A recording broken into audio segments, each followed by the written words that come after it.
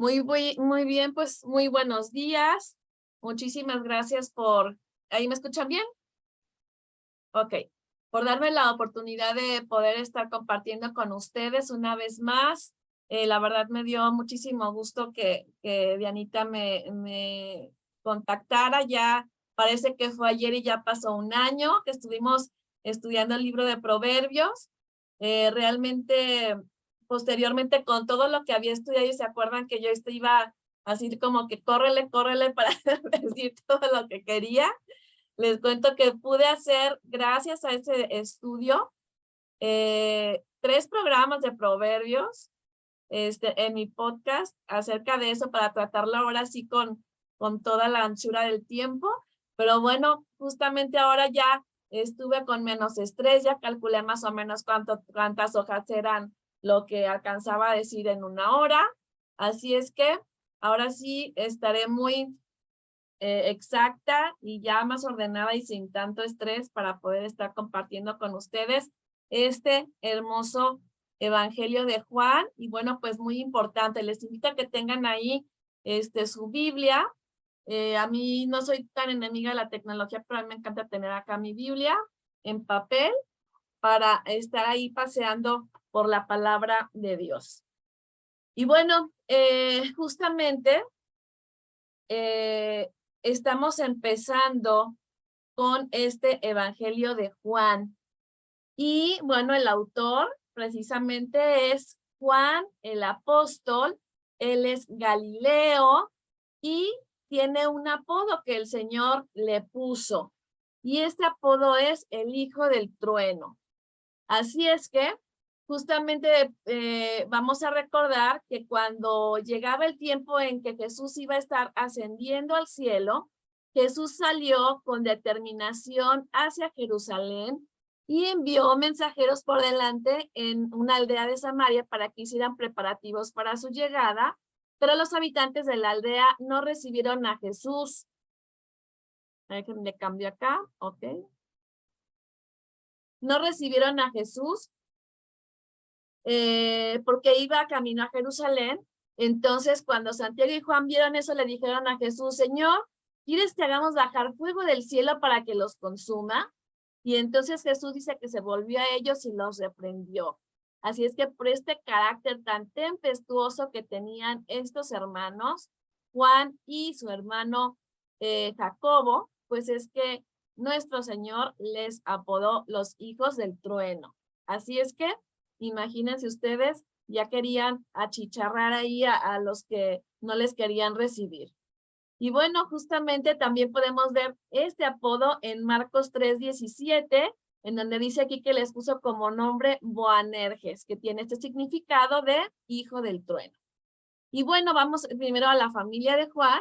Sus papás son Zebedeo y Salomé, y justamente su oficio era pescador y también fue discípulo. En la Biblia, pues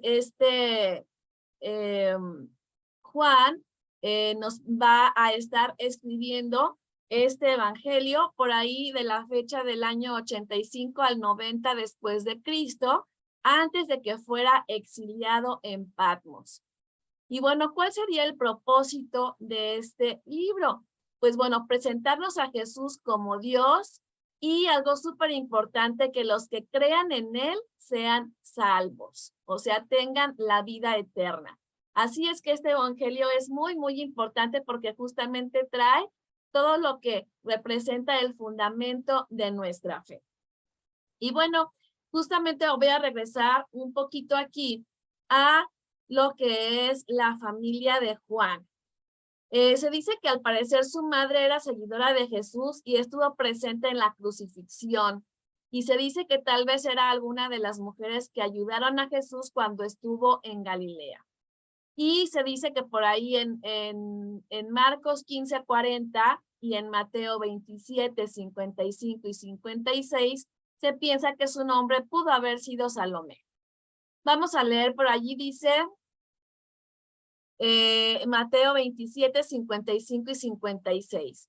Estaban allí muchas mujeres mirando de lejos, las cuales habían seguido a Jesús desde Galilea sirviéndole. entre las cuales estaban María Magdalena, María la madre de Jacobo y de José, y la madre de los hijos de Zebedeo.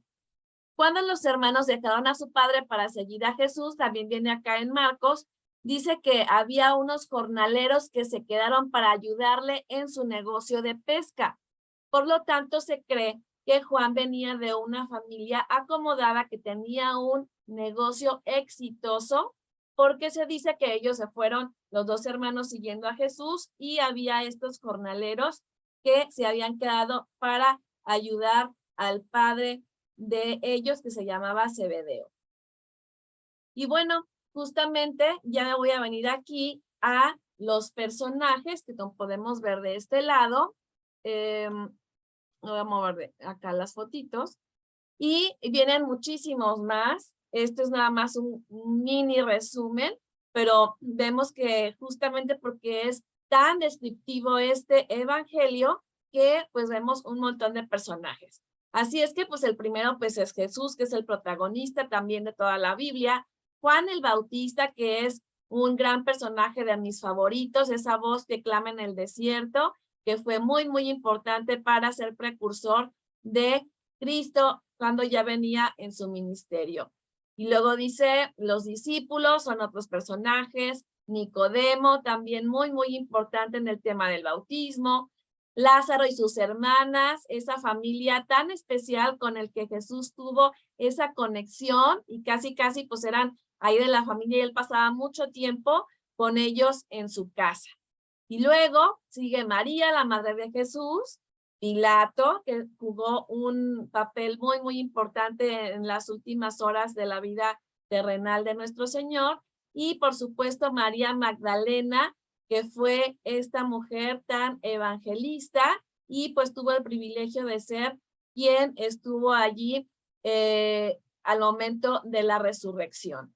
Así es que fue súper afortunada y una de las mujeres pues más bendecidas, y bueno, que se le menciona en la Biblia, además de que se le menciona, también viene su nombre, así es que Dios le dio ese privilegio también. Y bueno, vamos a ver algunas cosas acá, como quiénes eran los destinatarios del Evangelio de Juan. Pues era todo el mundo, todas las personas que pudimos haber leído esta palabra de Dios a lo largo de los siglos, somos los destinatarios de este Evangelio, con las buenas nuevas. ¿Y en qué lugares se va a estar desarrollando? Pues justamente en Judea, en Samaria, en Galilea, en Betania y en Jerusalén. Y bueno, justamente también vamos a hablar un poquito de Juan, en cuanto, no sé cómo le podemos decir, sí, sus aspectos positivos, algunos les llaman sus fortalezas o los privilegios que pudo haber tenido a lo largo de su vida. Y bueno, justamente pues que pudo ser discípulo de Cristo, que Jesús lo escogió para poder ser parte de esas 12 personas especiales que él pudo estar eligiendo entre todos para que estuvieran cerca de él. Y algo todavía más trascendente, el que él formó parte de los 3 más cercanos a Jesús, junto con Pedro y Jacobo, su hermano. De esos 12, esos 3 eran los que más pudo estar pasando tiempo con momentos muy especiales en compañía de nuestro Señor. Y bueno, recuerden que también lo fue mencionado muchas veces como el discípulo que era más amado por Cristo. Así es que imagínense también el hecho de que él, si fue el más amado, cómo fue su vida transformada de que de ser el hijo del trueno, ese amor que Jesús le dio, lo pudo transformar, y a través sobre todo de las cartas de Juan, la primera, segunda y tercera, pues él se manifiesta en su vocabulario como hijitos, habla mucho del amor de Dios, y también a lo largo de vamos a ver un pedacito que Dios puso en mi corazón, en el que él se dirige de una manera, en lo que redacta ahí también muy amorosamente a lo que son pues los discípulos. Entonces, realmente se ve el cambio que hubo en su personalidad, cómo el Espíritu Santo pudo estar obrando en él, y de ser el Boanerges, pues ya pasó a ser un discípulo muy amado y que esto transformó su corazón y pues es un lenguaje el que usa muy cariñoso que transmite ese amor también a todos los que lo leemos. Y bueno, le fue encomendado cuidar a María, que fue la madre de Cristo, entonces debió haber sido un súper privilegio también esa gran tarea que Cristo le dejó de haber dejado como legado el cuidado de su mamá. Y Juan, bueno, también escribió 5 libros en el Nuevo Testamento. Está Juan, que es este evangelio, la primera, segunda y tercera carta de Juan y el Apocalipsis. Y ahora nos vamos a ir a las debilidades o errores que él pudo tener a lo largo de su vida. Recordemos que aunque eran apóstoles y eran elegidos, Dios escogió a personas comunes y corrientes como tú y como yo para tener el privilegio de estar siendo instrumentos de él. Y bueno, algo que tenía pues que era iracundo, así como él decía, no, pues sí, que venga y les caiga un rayo del cielo porque no te hacen caso. Y es un poco impaciente, iracundo y también egoísta. ¿Por qué es que se les llama egoísta? Porque bueno, a la mera hora ellos querían tener en algún momento con su hermano un puesto privilegiado dentro de lo que eran esos 12 discípulos que estaban con Jesús. Así es que podemos ver que sus áreas débiles, que también como nosotros, pues el iracundo y egoísta, entre, bueno, lo que nosotros podemos desprender un poquito aquí de lo que estamos leyendo y quedó plasmado en su palabra. Y bueno, ya nos vamos un poquito a lo que serían las peculiaridades de este evangelio en contraste con el resto de los otros 3. Se dice, según los grandes teólogos, me voy a quedar acá, en el que es el más teológico de todos los evangelios. Así es que tiene más temas muy, muy importantes para nuestra fe que ahorita vamos a estar viendo. Y algo que tiene muy particular, si ustedes lo estuvieron leyendo, es que usa muchísimo y repetidamente la expresión de doy testimonio, mi testimonio es verdadero, lo que implica que él fue un observador que estuvo presenciando un hecho determinado porque lo supo de primera mano. Él se siente un testigo. Cuando nosotros estamos en un juzgado se llama testigos. ¿Y quiénes son esas personas? Las que estuvieron en ese lugar, las que conocían a lo mejor a la persona involucrada en ese delito o a la víctima. Si de repente hay alguna cosa, pues ¿quién estuvo aquí? Le preguntan a los vecinos si alguien vio. Ese fue un testigo. Entonces Juan, él mismo dice que su testimonio es verdadero y lo repite muchísimo. Así es que fue un observador. Aún se dice también que dentro de todo el proceso, ya que fue de la crucifixión, del juicio que estuvo ahí con Pilato, fue de los discípulos que menos habló durante esas escenas tan dolorosas. Entonces, él justamente puso muy en práctica lo que dicen que tenemos 2 orejas y una boca para que escuchemos más y no estemos hablando tanto, ¿no? Así es que también en este evangelio otra peculiaridad es que se presenta a Jesús como hijo de Dios y también se le va a dar varios títulos a lo largo de este libro. Así es que vamos a ver algunos mencionados aquí rápidamente. Le puedes tomar una foto para estar viendo los pasajes. Son de este mismo evangelio aquí que estamos viendo. Y es que el verbo, aquí recuerdan que empieza justamente en el versículo 1 diciendo el verbo era Dios. Entonces, en otras palabras, podemos decir, en el principio la palabra, que es el verbo, ya existía, que la palabra estaba con Dios y la palabra era Dios. En nuestra traducción de Reina Valera es el verbo. Así es que eso es lo que significa, que la palabra era Dios. También se le dice el Cordero de Dios, que es ese gran título que nos transmite y nos comunica este sacrificio que Él hizo por nosotros a causa de nuestro pecado. También en este evangelio se le dice que es el Mesías esperado por este pueblo de Israel, el Hijo de Dios, que te decía justo es como se presenta en la manera principal en este evangelio, el rey de Israel, que este es un título más político con respecto del país de Israel, y el Salvador del mundo, que decíamos es el más importante porque nos da la vida eterna, y también se le llama Señor y Dios por ahí en el capítulo 20, versículo 28.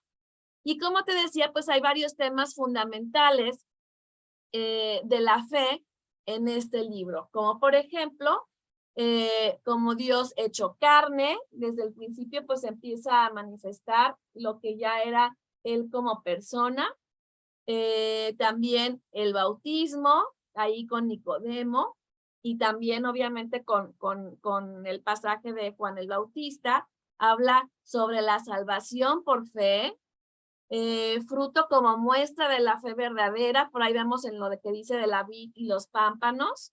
También trata la resurrección, obviamente ya posterior a su sacrificio, y habla también bastante de la función del Espíritu Santo en el capítulo 14 y 16 de este evangelio. Y bueno, la humanidad de Jesús también está presente, muestra su cansancio, la sed, la fatiga, el dolor, obviamente cuando estaba en su sacrificio, cuando fue pues atacado por todas las personas que estaban ahí a cargo de este hecho, y pues la muerte física que finalmente tuvo como hombre, que también fue pues como Dios hecho carne para hacerse semejante a nosotros, ¿verdad? Y bueno, vamos a pasar también que en este evangelio se mencionan varios milagros, y estos son los que tenemos aquí. Fue la transformación del agua en vino, cuando el hijo del noble fue sanado, la sanidad del paralítico, la alimentación de los 5,000, Jesucristo andando sobre las aguas, que dio vista al ciego, que ese es uno de mis pasajes favoritos junto con el de la sanidad del paralítico y la resurrección de Lázaro, me encantan esos pasajes, y la resurrección de Cristo, que vendría a ser como la culminación y el resumen de todas las maneras en que él estuvo manifestando y haciendo señales a este pueblo que vivía en aquel tiempo para que pudieran estar viendo y acercándose y conociendo al Padre a través del Hijo mientras estuvo aquí en la tierra. Y bueno, justamente algo que me estuvo marcando Dios en este tiempo que estuve preparando y leyendo fue, quise enfocarlo un poco a la oración de Jesús por los discípulos y por nosotros, porque podemos ver todo esto de las doctrinas, los milagros, mucha teología, pero quise algo que fuera algo que llegara a nuestros corazones y que realmente a mí me impactó mucho, cómo él cuida y amaba a sus discípulos, y además que nos llama a la unidad, y que ahí también Cristo oró por cada una de nosotras, aun cuando pues nosotros podemos saber, no, pues yo todavía ni nacía, ¿no? Pero ahí no es la muestra de que él ya nos tenía en su mente y en su corazón. Así es que los voy a invitar a que pasemos por acá a el capítulo 17. 17 desde el versículo 6 al 23.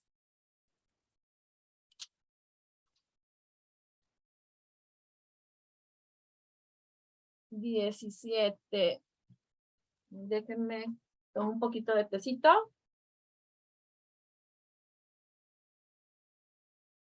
Muy bien, dice así. Bueno, acá está hablando al principio que dice que ya, él sabe que ya va a ser levantado, como él dice, respecto del sacrificio que va a tener posteriormente. Y del versículo 6 dice, he manifestado tu nombre a los hombres que del mundo me diste. Tuyos eran y me los diste, y han guardado tu palabra. Ahora han conocido de todas las cosas que me has dado, proceden de ti. Porque las palabras que me diste les he dado, y ellos las recibieron y han conocido verdaderamente que salí de ti, y han creído que tú me enviaste. Yo ruego por ellos. No ruego por el mundo, sino por los que me diste, porque tuyos son. y todo lo mío es tuyo y lo tuyo mío, y he sido glorificado en ellos. Fíjate qué lindo que él los toma como yo creo que como un padre a sus hijos, ¿no? Si te fijas ahí, porque dice, tú me los encomendaste, entonces yo me pongo así como en lugar de que pues Dios me encomendó a mi hijo Santiago para su cuidado, para poder estar teniendo esa reproducción espiritual en él. Y bueno, el objetivo aquí de Cristo era precisamente el darle a conocer lo que eran las buenas nuevas y al Padre, ¿no? Porque por eso también Cristo vino a la tierra y se hizo hombre. Así es que aquí también dice, continuamos en el versículo 11, dice, y ya no estoy en el mundo, mas estos están en el mundo. Y yo voy a ti, Padre Santo, a los que me has dado, guárdalos en tu nombre, para que sean uno, así como nosotros. Así es que les llama a la unidad, porque bien creo yo que aquí está, pudo haber visto a lo largo de esos 3 años que estuvo invirtiendo en ellos, que como pecadores redimidos, pues podía haber diferencias entre ellos. Y eso podía estar en detrimento de el ministerio y todo lo que les iba a ser encomendado posteriormente cuando él ya no estuviera. Así es que es muy importante aquí el tema de la unidad. Y luego dice acá en el versículo 12, cuando estaba con ellos en el mundo, yo los guardaba en tu nombre. A los que me diste, yo los guardé. Y ninguno de ellos se perdió, sino el hijo de perdición para que la escritura se cumpliese. Aquí este hijo de perdición es Judas, al que se refiere, para que, pues él es el que lo iba a entregar, y ahí dice que la profecía había dicho que alguien lo iba a entregar. Versículo 13 dice, pero ahora voy a ti y hablo esto en el mundo, para que tengan mi gozo cumplido en sí mismos. Yo les he dado tu palabra, que es un tesoro espectacular que nosotros tenemos, y dice, el mundo los aborreció porque no son del mundo, como tampoco yo soy del mundo. No ruego que los quites del mundo, sino que los guardes del mal. Esto también es una promesa para nosotros, ¿no? El hecho de que estamos en el mundo, pero no somos del mundo, y también en algún momento y sobre todo en estos tiempos que estamos viviendo, el poder estar defendiendo los principios y viviendo los principios y enseñando y transmitiendo los principios que Dios dice en su palabra a nuestros hijos y con nuestro testimonio, pues justamente no somos muy bienvenidos en cuanto a nuestra opinión o a nuestra forma de pensar y de transmitir, porque pues ya son contrarios a lo que el mundo nos está estableciendo ahora, ¿no? En el versículo 15 dice, no ruego que los quites del mundo, sino que los guardes del mal. No son del mundo, como tampoco yo soy del mundo, santifícalos en tu verdad, tu palabra es verdad. Vamos al versículo 19, y por ellos yo me santifico a mí mismo, para que también ellos sean santificados en la verdad. Y aquí dice, mas no ruego solamente por estos, o sea, por los discípulos, que él dice que tú me diste, le dice al Padre, sino también por los que han de creer en mí por la palabra de ellos. Y bueno, justamente desde aquellos tiempos y que se estuvo regando esa noticia y ese mensaje de las buenas nuevas desde allá, desde Asia, que fue donde empezó está este pueblo de Israel, pues imagínense, ya pasó a todo el mundo este mensaje. Y justamente en donde empezó, pues empezó por esas 12 personas en las que Cristo estuvo invirtiendo para que fuese transmitido este legado, y también obviamente por la palabra de Dios, que hemos podido tener este tesoro del mensaje de Dios y lo dejó plasmado para que muchísimos siglos después pudiéramos saber qué fue lo que Cristo quería para nosotros y el Padre como creador de este mundo también, que nosotros estuviéramos recibiendo de información respecto de esta nuevo mensaje de la vida eterna, ¿sí? Entonces, justamente también acá vuelve a hacer este llamado a la unidad en el versículo 23. Fíjate lo que dice, yo en ellos y tú en mí, para que sean perfectos en unidad, para que el mundo conozca que tú me enviaste y que los has amado a ellos como también a mí me has amado. Así es que esta unidad que nosotros bueno, en este caso los discípulos a los que le llaman la unidad, pero nosotros como iglesia lo podemos tomar a que esto es un testimonio ante los demás de que nosotros somos de Cristo. Entonces es muy importante que nosotros estemos cuidando esas conexiones que tenemos con nuestra familia, con nuestras amistades, con nuestros vecinos, con nuestros hermanos de la iglesia, porque eso es un testimonio de cómo nosotros podemos estar siendo diferentes a lo que podría ser, por ejemplo, no sé si ustedes han notado, pero por lo menos aquí en nuestra ciudad sí ha sido así, y lo comentaron en una junta que hubo esta semana en la escuela de mi hijo, en el que los padres y los niños están muy violentos. Han tenido quejas las maestras de que ya no quieren salir a hacer la guardia de cuidar la puerta a la entrada y la salida de los chicos, porque los papás los han intentado golpear y los insultan, porque no abren la puerta a la hora que ellos quisieran, que es que fuera antes, porque se tienen que ir a trabajar. Entonces, se están pasando los saltos, ya la gente llega a un semáforo y ya se da cuenta que no hay semáforos, ya cada quien hace lo que quiere. Entonces, realmente es una situación muy, pues muy triste. Por ejemplo, mi hijo tuvo algún incidente en la escuela en este año y de ir pasando a un lado de otro chico le dijo, vete al infierno. Y él me platicó y le dije, es que ¿por qué te dijo eso? O tú hiciste algo, lo conoces. Y dice, no, mamá, nada más pasó junto a mí y me dijo eso.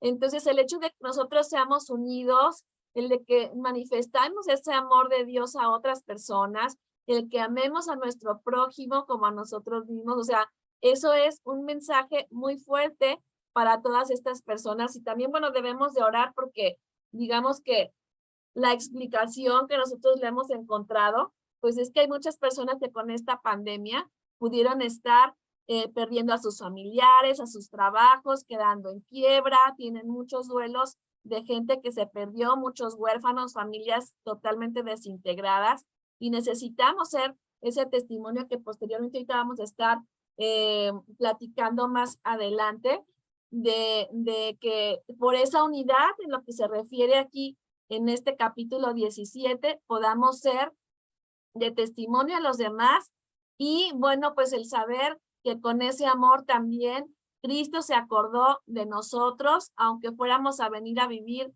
muchos siglos después, pero estábamos en su corazón y en su mente. Y bueno, ahora vamos a pasar a la siguiente sección. En esta sección es Jesús en el Evangelio de Juan. Y aquí voy a tratar dos cosas. En primer lugar, pues bueno, lo que es el fundamento de nuestra fe, que es precisamente Juan 3:16. Y es súper importante este versículo, que es el lema para poder estar nosotros predicando y dando las buenas nuevas de salvación. Justamente dice, porque de tal manera amó Dios al mundo, que ha dado a su Hijo unigénito para que todo aquel que en él cree no se pierda, mas tenga vida eterna. Y justamente aquí podemos ver un regalo y un mensaje espectacular. Primeramente podemos ver que es el amante más grande. ¿Por qué? Porque dice, porque de tal manera amó Dios. O sea, es una manera, a lo que dice el diccionario, que no pudieras contar la cantidad de ese amor que Él nos dio. Así es que porque dice, de tal manera, eso implica algo que no es contabilizable, ¿sí? Después tenemos que es al grupo más grande. ¿A quién amó? Pues a toda la raza humana, a toda la humanidad. Sí, es el grupo más grande que pudo haber. Entonces, si seguimos aquí, se amó, de tal manera amó Dios al mundo, que ha dado. Ese dado es un acto muy grande porque es una entrega. Yo recuerdo perfectamente uno de los momentos más difíciles de mi vida, que me ayudó a entender ligeramente y mundanamente y terrenalmente este tema de la entrega. Fue cuando mi hijo tenía 2 años y necesitó una cirugía. Bueno, era su primera cirugía. Él tuvo 3 cirugías por las que tuvo que pasar por ser niño prematuro. Y ese acto de tener que entregar a tu hijo a un doctor que ni sabes quién es, que tú no vas a estar ahí. Fue la primera vez que yo me despegué de mi hijo desde que nació. Entonces, ese acto de entregárselo al doctor, ahí antes de entrar al quirófano, no saben, yo aquí dije, Dios, ya entendí lo que significó haber entregado a tu hijo por mí, ¿no? Es algo así como que un tanto similar. Entonces, es una entrega, es el acto más grande. Y bueno, también tenemos el regalo más grande en este versículo. ¿Cuál fue? Pues Cristo. Cristo justamente, que es el segundo miembro de la Trinidad, es el heredero y es alguien con semejanza a Dios Padre. Él fue el regalo más grande. Y también tenemos la invitación más grande en este pasaje. ¿Por qué? Porque dice, ¿para qué? Dice, porque de tal manera amó Dios al mundo que ha dado a su Hijo unigénito, ¿para qué? Entonces es el propósito, es una invitación universal sin excepción, para que todo aquel, o sea, ninguna persona te dice, no, pues para a lo mejor los talibanes no, o para los hindúes, esos no porque están muy lejos. A lo mejor no los conocemos y pensamos que Dios no piensa en esas personas, sino que realmente aquí podemos ver que Él siempre fue una persona incluyente.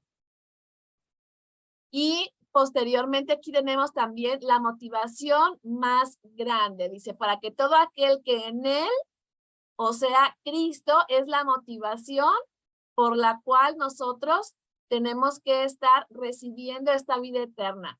Y también el tema es que Él va a ser glorificado posteriormente por este sacrificio tan grande que hizo. Luego dice también la simplicidad más grande, que es lo que nos pide, pues solamente creer es el único requisito, es un regalo, no tenemos que hacer nada. Recuerdo, me vienen a la mente estos versículos donde dicen mis mandamientos no son gravosos, no te digo en el de Deuteronomio que vayas y cruces el mar y vengas y entonces ya veremos si te bendigo o no. Simplemente es creer en ese regalo, en esa obra que Cristo hizo para poder estar limpiando nuestro corazón y poder estar con Él por toda la eternidad. Así es que ese es el requisito, tener fe o confianza en Cristo. Eso es que es algo muy simple, es la cosa más simple y más grande. Y luego dice la advertencia más grande. O sea que dice, para que todo aquel que en Él cree no se pierda.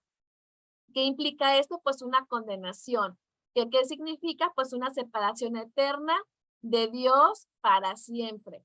Y digamos aquí que es la condición del hombre natural. ¿Por qué? Porque una persona sin Cristo está destinada a la condenación. ¿Sí? Y por último es la promesa y la posesión más grande. Sí, para que no se pierda, pero dice más, tenga vida eterna. Así es que eso es algo y podemos ver también aquí en el Evangelio de Juan que también vienen muchísimos versículos que nos dan esa seguridad de salvación, esa posesión y ese regalo que nadie nos puede quitar, porque justamente él dice, y estas ovejas, tú me dices, nadie las va a arrebatar de mi mano. Así es que esa es una promesa espectacular y una seguridad que nosotros tenemos de la vida eterna. Y algo más en cómo se presenta en este evangelio a Cristo, pues es justamente a través de los yo soy. Y bueno, justamente esta expresión de yo soy viene desde el Antiguo Testamento y habla, aquí hablando Jesús acerca de este yo soy, con esto afirma su preexistencia y su deidad eterna, porque dice yo soy aquel que es. Y bueno, esto viene desde Éxodo 3, 13 al 15. Vamos a leerlo por ahí. Te invito a que me acompañes a estos dos versículos al principio de la Biblia. Éxodo 3, 13 al 15.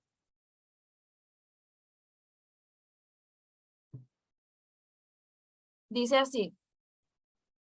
Dijo Moisés a Dios, he aquí que llego yo a los hijos de Israel y les digo, el Dios de vuestros padres me ha enviado a vosotros. Si ellos me preguntaren cuál es su nombre, ¿qué les responderé? Y respondió Dios a Moisés, yo soy el que soy. Y dijo, así dirás a los hijos de Israel, yo soy, me envió a vosotros. Versículo 15. Además dijo Dios a Moisés, así dirás a los hijos de Israel, Jehová, el Dios de vuestros padres, el Dios de Abraham, Dios de Isaac y Dios de Jacob, me ha enviado a vosotros. Este es mi nombre para siempre, con él se me recordará por todos los siglos. Así es que aquí dice, Él es Dios, es el Dios de Israel, y todos los actos redentores del Antiguo Testamento apuntaban a la venida de Jesús como el Dios encarnado. También vemos otro versículo referente a este, que es Isaías 43, del 10 al 13. Te repito, Isaías 43, del 10 al 13. Dice así: vosotros sois mis testigos, dice Jehová, a mi siervo que yo escogí, para que me conozcáis y creáis y entendáis que yo mismo soy. Y también dice, antes de mí no fue formado Dios, ni lo será después de mí. Yo Jehová, y fuera de mí no hay quien salve. Luego dice, yo anuncié y salvé e hice oír, y no hubo entre vosotros Dios ajeno. Vosotros pues sois mis testigos, dice Jehová, que yo soy Dios. Así es que aquí es el antecedente de los yo soy que vemos aquí en Juan. Espérenme tantito, déjenme cerrar un micrófono que está abierto.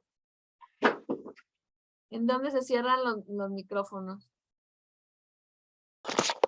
No le pedimos a Miriam que si puede apagar su micrófono. Listo, muchísimas gracias.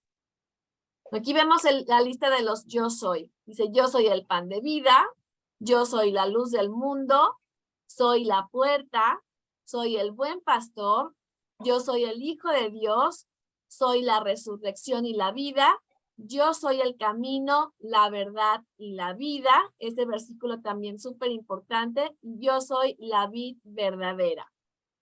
Así es que a través de estos yo soy, es que Cristo se presenta a nosotros. Y algo que Dios ha hablado conmigo a raíz de estas últimas semanas, justamente es acerca de la luz. Este fue el que yo pude estar escogiendo para poder estar compartiendo con ustedes acerca de cómo se presenta Cristo como yo soy la luz del mundo.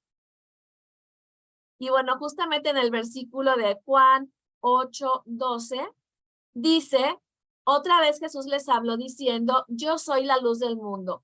El que me sigue no andará en tinieblas, sino que tendrá la luz de la vida.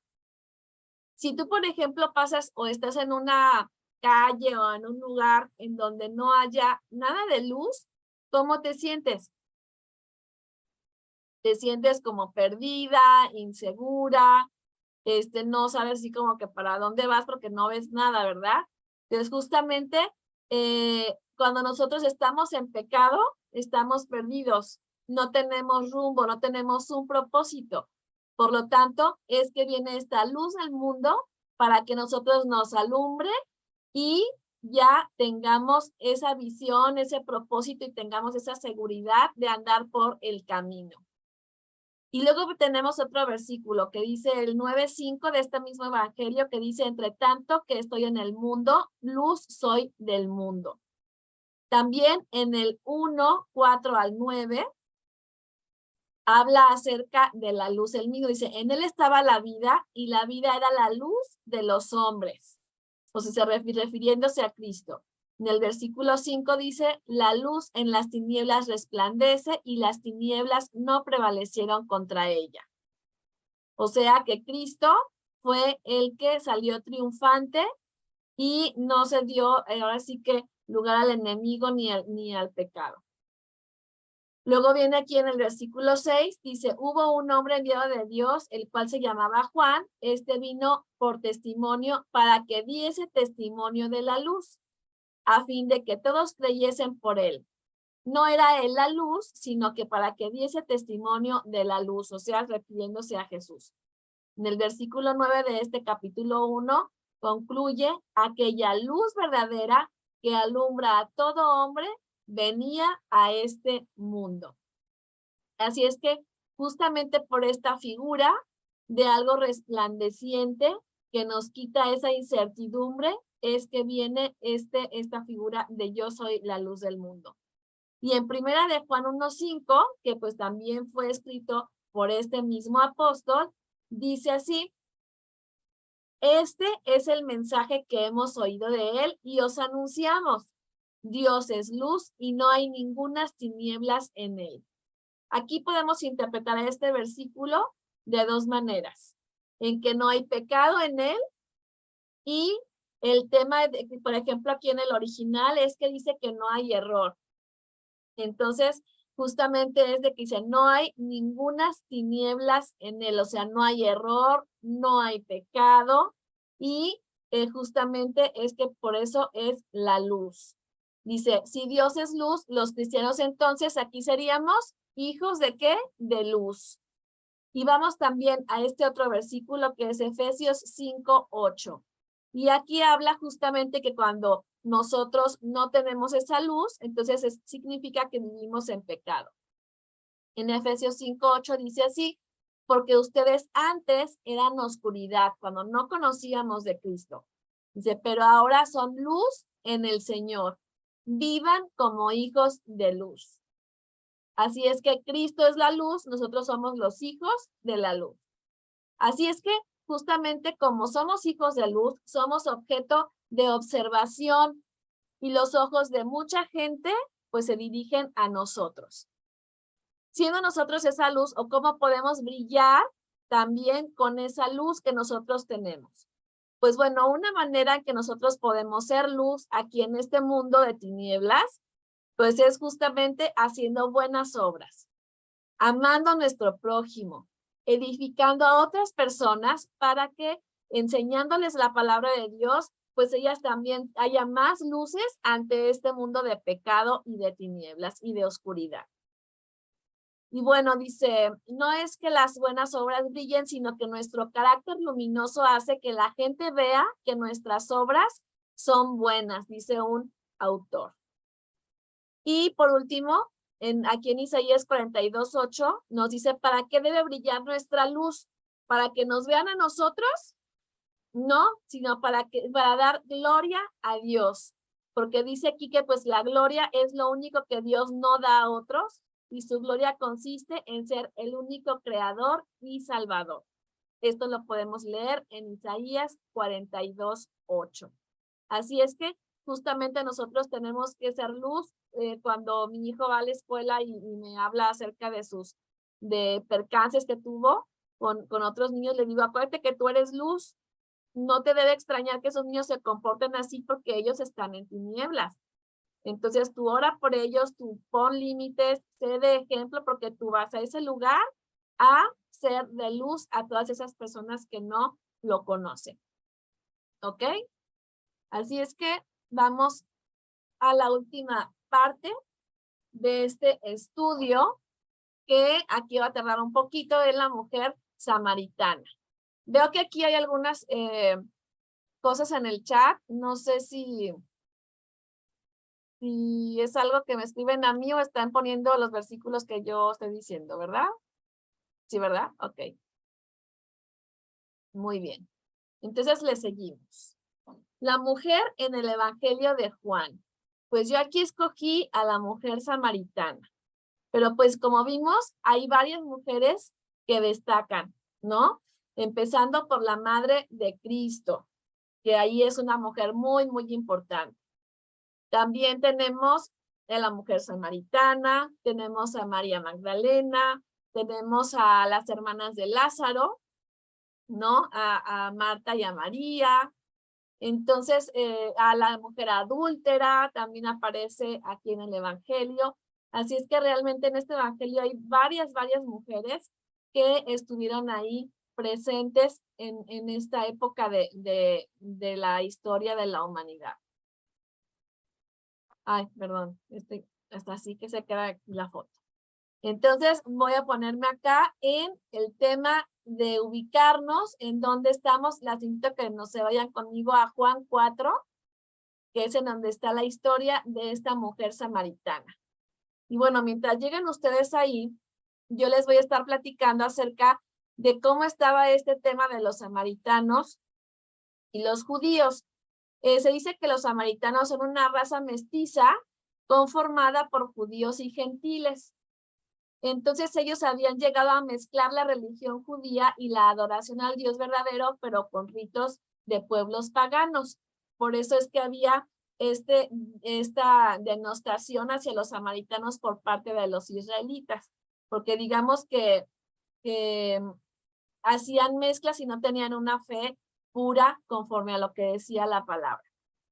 Así es que esto produjo el rechazo de los judíos hasta el punto en que cuando los judíos realizaban un viaje entre Galilea y Judea, muchos de ellos cruzaban el río Jordán 2 veces para no cruzar por Samaria, que era la ruta más directa, con tal de no encontrarse a un samaritano en su camino. Así es que imagínense que querían o preferían caminar más en esos tiempos, que no tenían zapatos especiales y con el sol y demás, que encontrarse con un samaritano. Así es que este punto llegaba a tal extremo que un judío no podía tener ni siquiera una conversación con un samaritano. Y tengo que sumar a esto el hecho de que también era mal visto que un hombre hablara con una mujer que no fuera su esposa en un ambiente público. Así es que dentro de este contexto es que se desarrolla esta historia de la mujer samaritana. Así es que el primer mensaje que nosotros podemos ver aquí es que Jesús no hace acepción de personas. Él se acerca a todos. Y nadie podemos decir que no tuvimos alguna oportunidad de que alguien nos pudiera presentar el evangelio. Así es que vamos a empezar. Voy a irme yo acá ya había cerrado mi Biblia para leer junto con ustedes. Y justamente dice aquí que las samaritanas tenían por costumbre ir a recoger agua del pozo muy temprano o al final de la tarde, ya que estaba así atardeciendo, que todavía había lucecita, pero que no estuviera tan fuerte el sol, para que pues tenían que ir cargando así los cántaros de agua y todo, pues para que no fuera tan pesado. Y nosotros podemos ver aquí que justamente en esta hora que se desarrolla la historia era el mediodía. Así es que nos podemos imaginar que el sol estaba en su máximo esplendor. Aquí se comenta que era la hora sexta y que es cuando el sol está en el cenit. El cenit implica que es un momento en el día en que la luz del sol te da de manera vertical a ese lugar en donde está el cenit. Así es que imagínense el calorón que estaba haciendo. ¿Ok? Entonces, se decía también que cuando las mujeres iban a recoger agua del pozo, iban a esa hora y que todas se reunían ahí y que aprovecharan para platicar, para compartir unas con otras y para convivir. Aquí en la Biblia realmente no dice porque esta mujer estaba sola y a esa hora del día en que no iban todas las demás. Así es que no sabemos qué estaba haciendo ella ahí a esa hora. Vamos a empezar a leer desde el versículo 4. Entonces estamos en Juan 4:4. Y dice, y le era necesario pasar por Samaria. Vino pues a una ciudad de Samaria llamada Sicar, junto a la heredad que Jacob dio a su hijo José. Aquí es muy, muy importante saber en dónde estamos, porque después esta mujer va a estar hablando acerca de este lugar y de esta heredad de Jacob. Y si ahí estaba allí el pozo de Jacob, entonces Jesús, cansado del camino, aquí vemos la humanidad, ¿te acuerdas que te dije que se presentaba en este evangelio? Dice que estaba cansado, se sentó junto al pozo y era como la hora sexta que te decía que es al mediodía donde estaba todo el sol. En el versículo 7 dice, vino una mujer de Samaria a sacar agua y Jesús le dijo, dame de beber. Y pues sus discípulos habían ido a la ciudad a comprar de comer. La mujer samaritana le dijo, ¿cómo tú siendo judío me pides a mí de beber? Que soy mujer samaritana, porque los judíos y samaritanos no se tratan entre sí. Y respondió Jesús y le dijo, si conocieras el don de Dios y quién es el que te dice, dame de beber, tú le pedirías y él te daría agua viva. Entonces aquí hago una pausa y justamente aquí dice el hecho de que dice, si conocieras el don de Dios y quién te lo dice, en lugar de que yo te pida agua, tú me la pedirías si supieras en realidad quién soy, ¿no? Y no me preguntarías, ¿por qué me pides agua? Y también podemos ver cómo la mujer se extrañó de que un judío le estuviera hablando, y más un hombre, y que pues estaban en un lugar público, no en un lugar cerrado. Y aquí también checamos que dice el agua viva. Y posteriormente, acá también en el versículo 11 y en el versículo 13 y 14, habla acerca del agua. Ahorita les voy a explicar cómo está la cosa aquí del agua y lo que significa espiritualmente. En el versículo 12 vamos a continuar aquí, dice, no, íbamos en el 11, ¿verdad? Dice, la mujer le dijo, Señor, no tienes con qué sacarla y el pozo es hondo.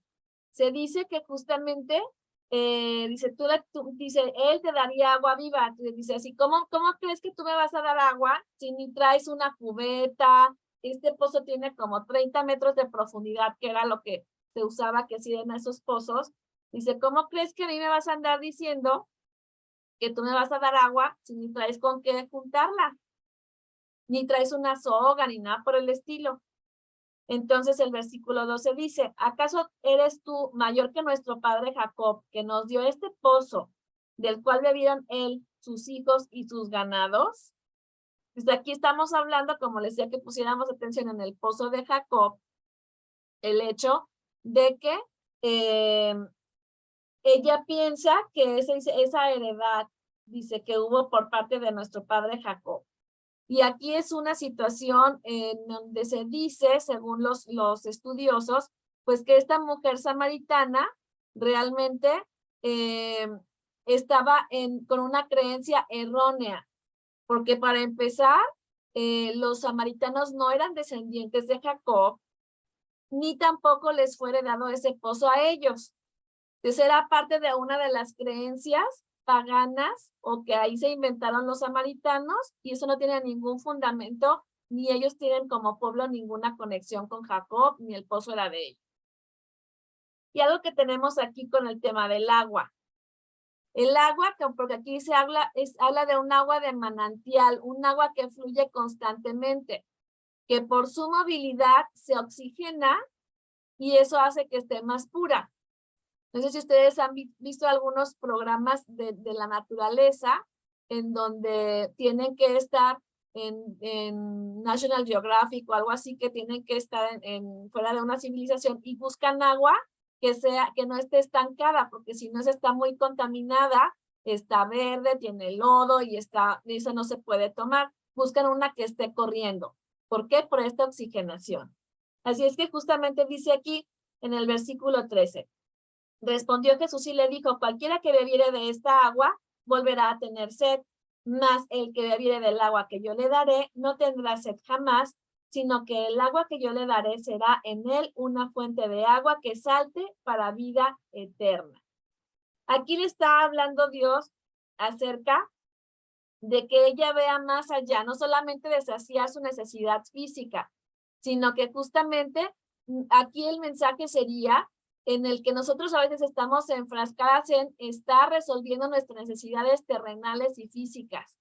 Y eso nos permite el estarnos distrayendo de lo que es importante, que es la espiritualidad, el mantener esa pureza en nuestro corazón y mantener esa relación con las cosas de arriba, de las cosas espirituales, en estar, digamos, echando mano de la vida eterna y estar construyendo también esa relación con Dios. Y justamente si ves a lo largo de este pedacito que hemos visto de la conversación, pues ella está así como que muy en su rollo, como decimos acá en México, del agua, que pues que si tú ni traes cubeta, pues cómo me vas a dar agua si ni traes dónde ponerla. O sea, ella está en su quehacer, o sea, se me figura Jessica teniendo que lavar platos a la hora que estás cocinando, y si me hubiera presentado a Cristo así como que, a ver, ¿y que me vas a ayudar a lavar platos tú? O no sé, ¿no? ¿Sí me explico? El que nosotros estamos con nuestros quehaceres ensimismadas y nos olvidamos y no estamos pendientes de cuando se nos presenta este mensaje espiritual, porque nos enfrascamos en las cosas cotidianas y terrenales. Y bueno, justamente aquí ya, posteriormente dice aquí, dice, el agua que yo le daré será en él una fuente de agua que salte para vida eterna, dice este versículo 14. Y en el 15 dice, la mujer le dijo, Señor, dame esa agua para que yo no tenga sed ni venga, ni venga aquí a sacarla. Dice, ay, qué padre, ya por fin encontré a alguien que me va a hacer un favor para no tener que estar viniendo a diario a cargar el agua del pozo. Dijo, qué bueno. Entonces ella seguía todavía con su estrés de la vida cotidiana. En el versículo 16 dice, Jesús le dijo, ve y llama a tu marido y ven acá. Respondió la mujer y le dijo, no tengo marido. Y Jesús le dijo, bien has dicho, no tengo marido, porque 5 maridos has tenido y el que ahora tienes no es tu marido. Esto has dicho con verdad. Aquí los autores dicen que independientemente de que, bueno, le presenta las buenas nuevas de salvación del agua para vida eterna, aquí le enfrenta con el pecado que esta mujer tenía, pues que estaba con una persona que no era su marido. Y justamente él habla también en la respuesta que le dice, esto has dicho con verdad. O sea, no le recriminó de que ve pecadora, o sea, fue muy amable en confrontar el pecado.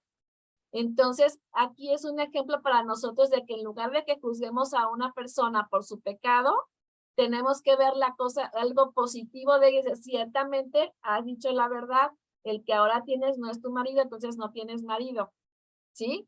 Entonces que tenemos que estar con ese cuidado a la hora de que nosotros estemos allí con las personas hablando del pecado. En el versículo 19 ya dice la mujer que el Señor le dice, me parece que tú eres profeta.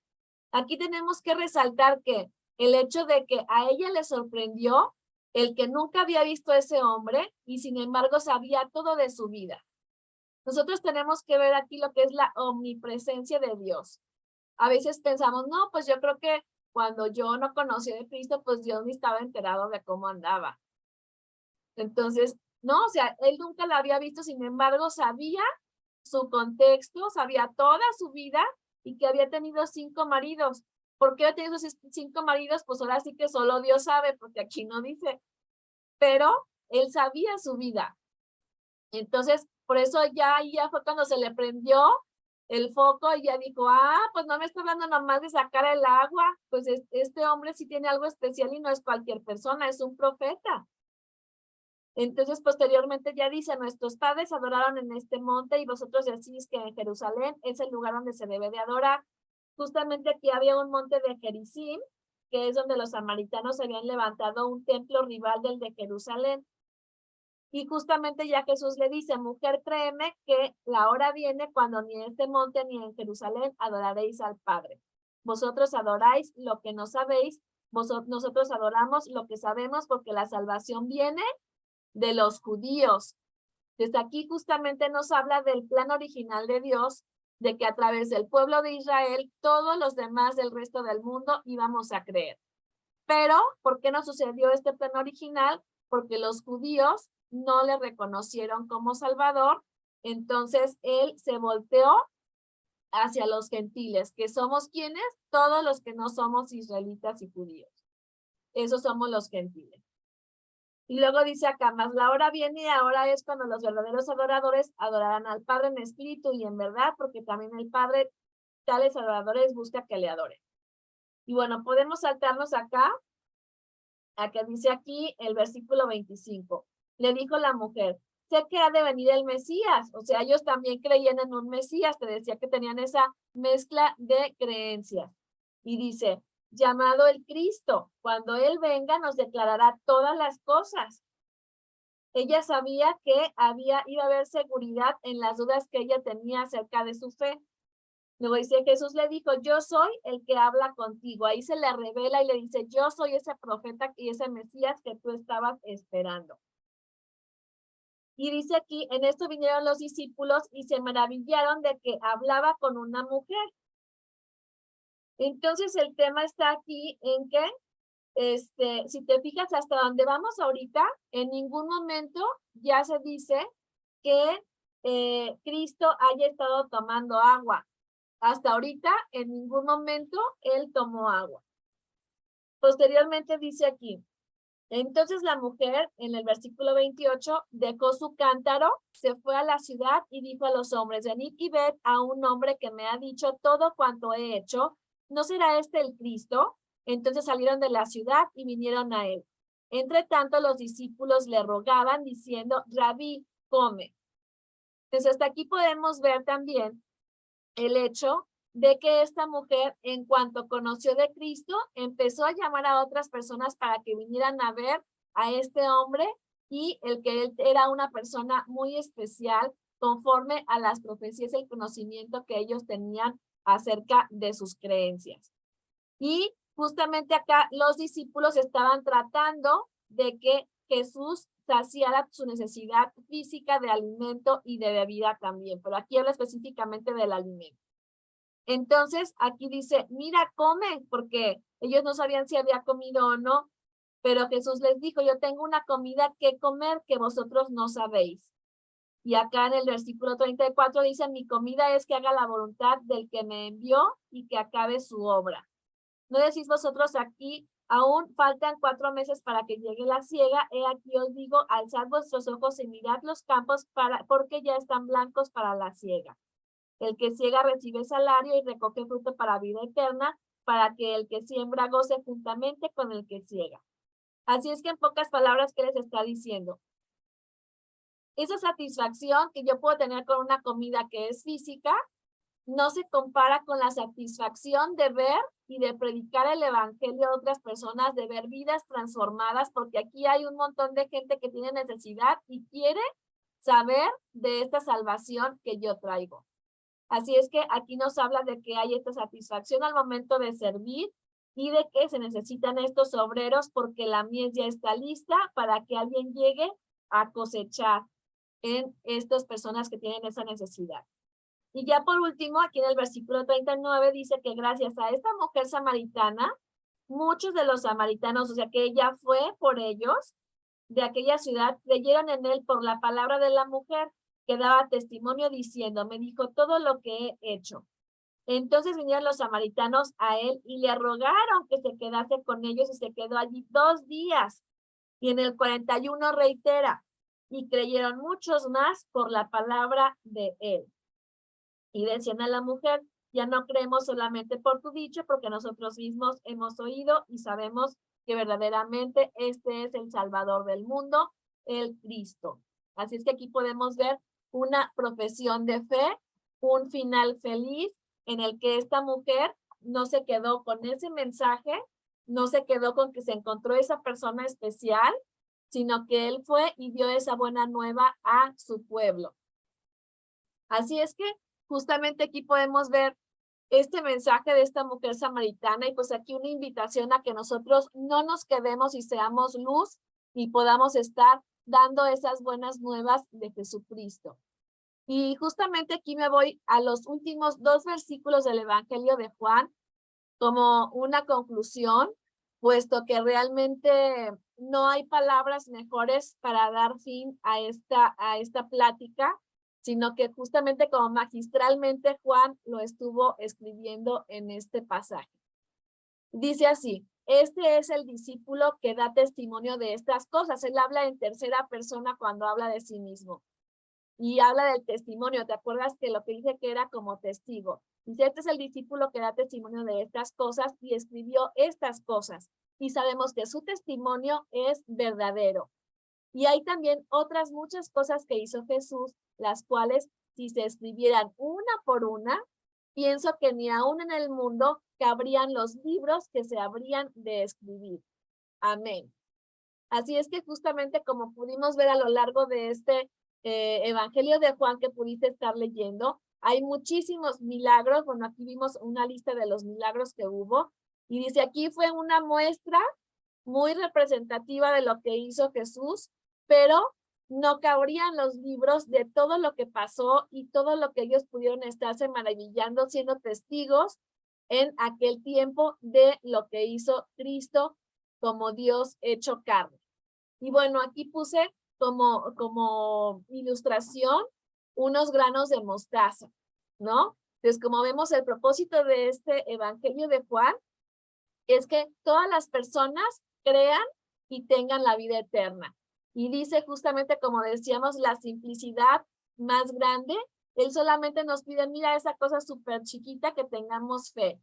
Y es ese regalo que Él nos da para la vida eterna. Así es que la invitación aquí queda para que podamos aceptar ese regalo, aceptar que somos pecadores, que estamos separados de Dios por toda la eternidad y que viene el regalo del amor de Dios, que dio a su único hijo a que muriera en nuestro lugar para que ninguno nos perdamos, sino que tengamos la vida eterna. Les agradezco muchísimo su invitación. Espero haber sido clara y la verdad es muy admirable el que ustedes ya por tantos meses estén reuniéndose tan temprano para estar escudriñando la palabra de Dios. La verdad, mi admiración, mis respetos por esta disciplina y perseverancia que han tenido y muchísimas gracias por invitarme.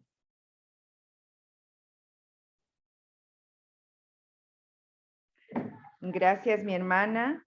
Tenemos un tiempito con Paticita. Bueno, buenos días con todas. Agradeciéndole a mi hermana Jessie por su tiempo y por compartirnos la palabra. Este libro ha sido, no sé cómo decirle, muy extenso, muy amplio, que nos faltaría, creo yo, más tiempo, ¿no? Pero bueno, vemos en esto, ¿no? Que el propósito de Juan es atraer a la gente a una vida espiritual a través de la fe en Jesús. Veo esto, ¿no? De que él cumple, ¿no? Incluyendo los 7 milagros significativos. Juan fue el discípulo al que más amaba a Jesús. Vemos aquí, ¿no? Como dice aquí al principio en el capítulo 1, así que Juan dice que el verbo estaba con Dios. Esto dice, sin embargo, que el verbo era Dios. Este verbo es divino, se hizo humano, Jesús. Y Juan termina diciendo que Jesús era el tabernáculo de Dios entre nosotros. Yo veo eso, ¿no? Que la gloriosa presencia divina que estaba sobre el arca del pacto se hizo humano en Jesús, que el único y verdadero consiste en Dios el Padre, el Hijo que se ha hecho humano para revelarnos al Padre. Nos enseña que Él es el Maestro de Israel y que es el Hijo de Dios que morirá por los pecados del mundo. Qué lindo, ¿no? Que aquí nos habla, ¿no? Como decía nuestra hermana, de las promesas, ¿no? La promesa que el Señor habla aquí en el libro de Juan, ¿no? Que estamos en el mundo, pero no somos del mundo, ¿no? Nos manda que seamos luz, que nosotros podamos ser ese testimonio vivo como cristianos, ¿no? Que nosotros somos de Cristo. Aquí lo que hablaba, ¿no? En Juan 17:6, la muerte física, ¿no? Es como digo, no, es muy amplio, me dejó así, pero tan con esto, ¿no? De los milagros que el Señor hizo, ¿no? Que los 7 milagros, ¿no? Que habla aquí, ¿no? Dice, convierte el agua en vino, la sanidad del Hijo del Hombre, la sanidad del hombre paralítico, la alimentación de la multitud. Es lo que pude ir anotando, ¿no? Caminando sobre el agua, la resurrección de Lázaro, la sanidad del hombre ciego, tantos milagros que él hizo, ¿no? Y la resurrección de Cristo. Vemos, ¿no? Que Jesús como el verbo es el Mesías y el Hijo de Dios, quien trae la dádiva de la salvación a la humanidad, quien acepta o rechaza el ofrecimiento de la salvación. Jesús es vida y muerte, luz y oscuridad. Es la encarnación del Hijo de Dios, la presentación del Hijo de Dios, la oposición del Hijo de Dios, la preparación de los discípulos por el Hijo de Dios, la ejecución del Hijo de Dios, la resurrección de Dios, ¿no? También aquí hablaba nuestra hermana, ¿no? De la enseñanza de la deidad, el Padre, el Hijo y el Espíritu. Y esto que decía aquí, ¿no? Estoy tratando de ser un poquito breve. Jesús dijo, yo soy. Este yo soy, ¿no? Es el gran yo soy, ¿no? Que nos da la seguridad de la salvación, la vida eterna. Yo soy el pan de vida, es lo que aquí lo que nuestra hermana nos estaba explicando, ¿no? Yo soy la luz del mundo, yo soy la puerta, yo soy el buen pastor, yo soy el Hijo de Dios, soy la resurrección y la vida, yo soy el camino, la verdad y la vida, soy la vid verdadera. ¿Y cómo podemos ser nosotros así? Podemos también ser esa luz, ¿no? Como decía, amando a nuestro prójimo, también demostrando con nuestro carácter, ¿no? Que muchas veces, como hablaba la hermana contándonos, ¿no? De su país, y no solamente de su país, estamos a nivel mundial y aquí en Ecuador también estamos pasando por situaciones muy complicadas, de mucha muerte, de mucha violencia, ¿no? Y es eso, ¿no? De que tengamos esa fe en nuestro Señor, que Él pueda hacer cambios en nuestras vidas, que podamos tener esa fe en el Señor y confiar, ¿no? En Él. Anoté aquí algo que decía, ¿no? En Isaías 42:8, ¿no? Dice, para dar la gloria a Dios, que podamos ser nuestras vidas puedan ser de ejemplo, podamos ser esa luz, que es ese ánimo, en ahora mismo que estamos en grupo, ¿no? Este grupo de mujeres, que podamos animarnos, ¿no? Las unas a las otras, como siempre hablamos en estas situaciones. Y pues tratando de resumir, ¿no? Como decía, en verdad nos preocupamos más de las cosas terrenales, hablando aquí de la mujer samaritana, ¿no? Que es una gran lección lo que habla aquí, ¿no? De cómo Jesús le dice todo a ella, ¿no? Y ella ve, dice ella, ¿cómo sabes de mi vida, ¿no? ¿Cómo sabe? Y el Señor Jesús sabe nuestras vidas, solamente debemos rendirnos a Él. Él conoce todo de nuestras vidas, pero si nosotros estamos con un corazón dispuesto a seguirle y a confiar en Él, pues tendremos una vida diferente, ¿no?